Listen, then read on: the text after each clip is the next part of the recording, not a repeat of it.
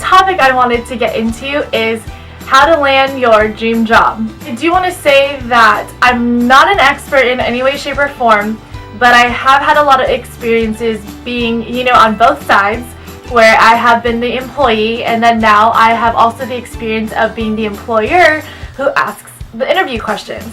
So first and foremost, I do have a couple tips and tricks that I've used personally and also have, learned and discovered. The resume and cover letter should definitely be included when you either send the resume through an email or present it personally to an employer. It amazed me how many people did not include a cover letter.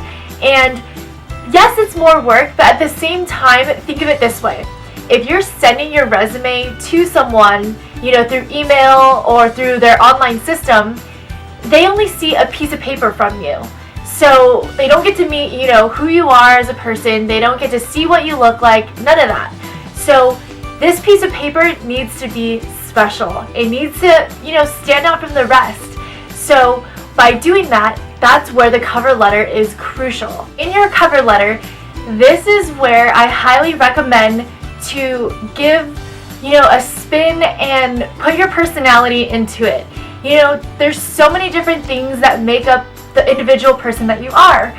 So by including, extracurricular activities that you're in, any type of sports, you can put your schooling, your degree, anything like that, or any type of accomplishment or project that you've done over the past couple years, I would include it. It gives not just a straightforward, oh, I graduated from this school, oh, I have this degree, oh, blah, blah, blah, blah. It's not the standard, boring type of cover letter that some people may provide. When you give a little bit more, about talking about yourself, just certain things that you felt really good about accomplishing, that'll show and portray through this piece of paper that you're giving to an employer. It's a great tactic to basically show a different side of you. Then the resume portion, really funny, where a lot of resumes that I received, they had paragraphs. Some of them were like multiple pages, and I was like, what are these people thinking? Has no one ever taught them how to write a resume? So, not everyone is taught that way. We don't really learn too much of that in school. So it's just the fact that employers, think about it this way. They want to just, see the most important things. They don't have much time. So when you do bullet points, it helps organize and structure everything so it's very visual to the employer. And then through each bullet point and throughout your experience, go ahead and do very bold and strong statements. If you have stronger statements, you get to the point, and that's what any employer wants to read. Other really important tip that I really want to stress when writing this cover letter and resume and emailing it off to someone or submitting it on their online portal or whatever is to keep in mind, this is honestly probably the biggest takeaway from this video that I can offer anyone, and that I have given this advice to so many people, and to have them keep it in the back of their mind as they're writing the resume and also when they're going to their interview.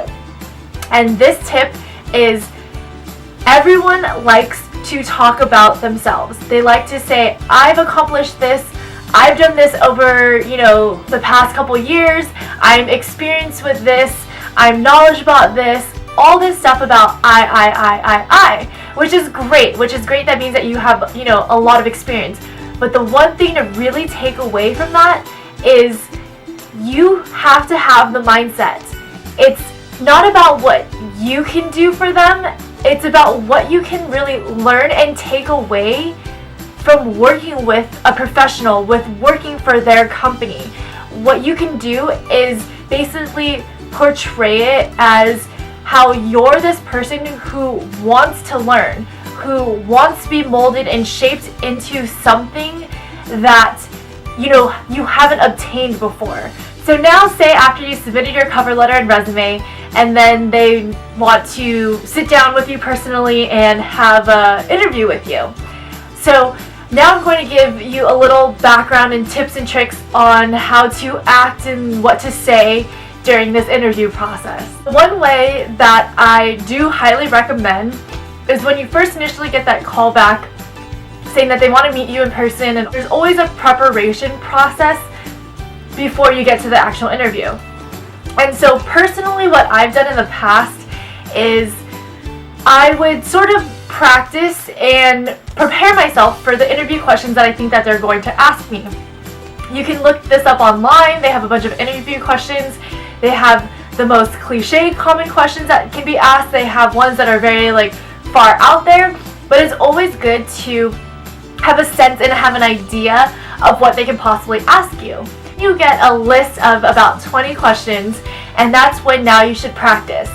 Don't laugh, I actually have this method that I used to do all the time, and that was I would practice in front of a mirror, and I would verbally out loud state my questions, and I would be in front of the mirror, so I'm staring at myself, and it's just a way to see how you speak to someone else, and it's a great way to formulate your full thought out answers to those questions. By using this method of speaking out loud in front of a mirror, it will help you definitely think on the spot. It'll help you hone in on the questions with complete thought, more precise answers to the employer's questions, and at the same time it will show a lot of confidence. It'll show that you have confidence in your answers when sometimes you may be thrown questions that you may not have practiced. The next thing that I do want to touch on is the common interview questions that can be asked. The one most common question that I have came across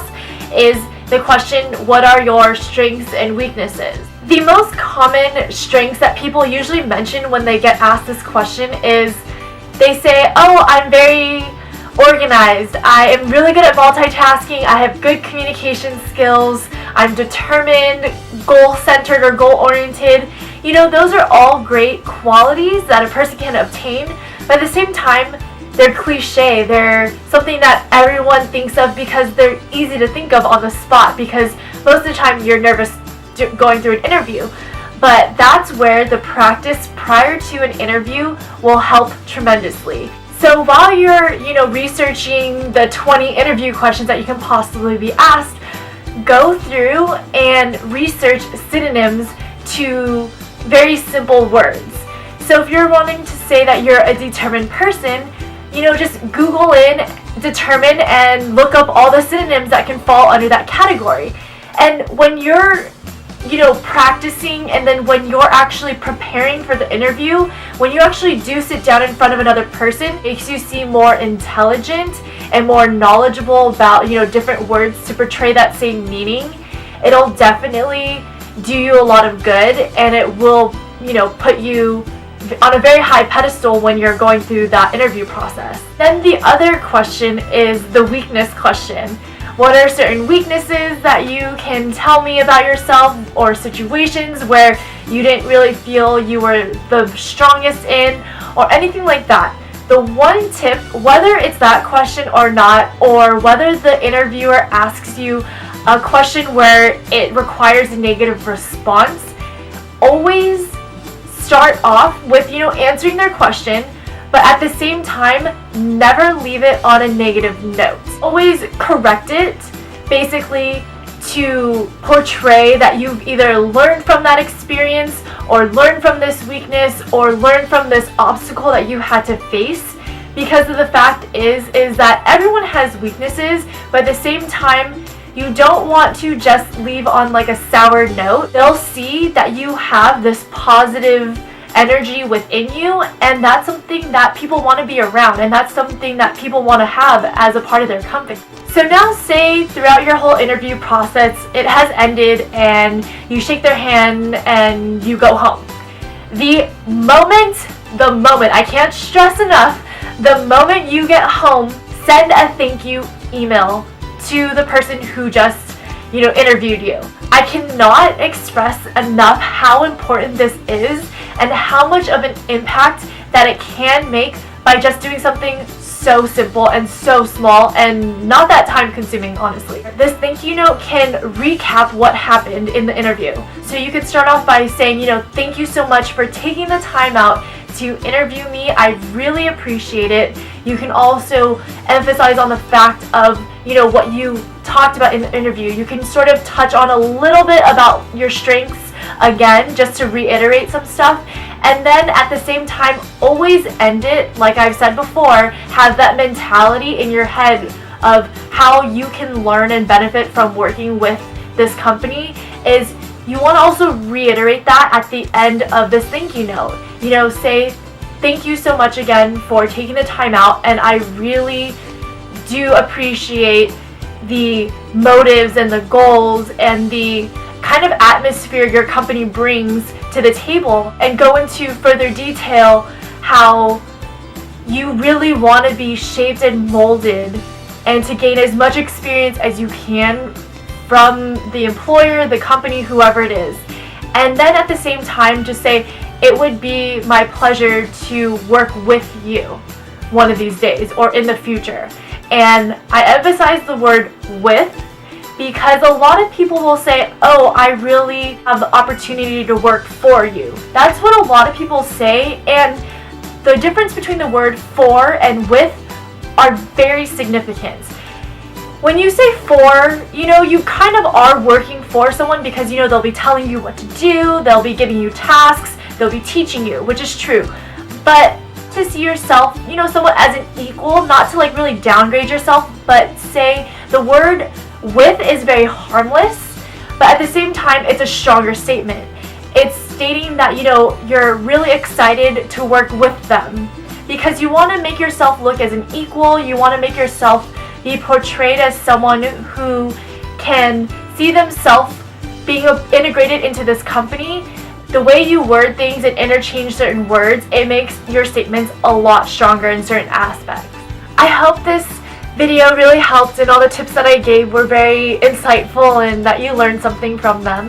And a little side note is that in the works right now, I have currently been trying to sort of flourish this idea of helping people with their resume, cover letters, and their interview process. Right now in the works, I am trying to build the foundation to start a little side business and create this working relationship with people.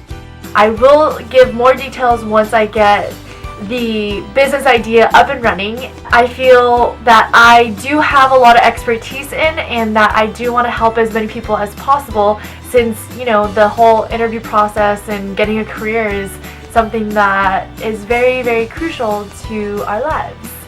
So anyways, I just wanted to end this video on that note. I do think and really appreciate all the support from my videos. Give this video a thumbs up, or even subscribe to my channel to see any future videos. And I will promise, I do really promise to start vlogging a lot more and creating more content for you guys. So that'll be up in the near future, and thank you so much. Bye guys.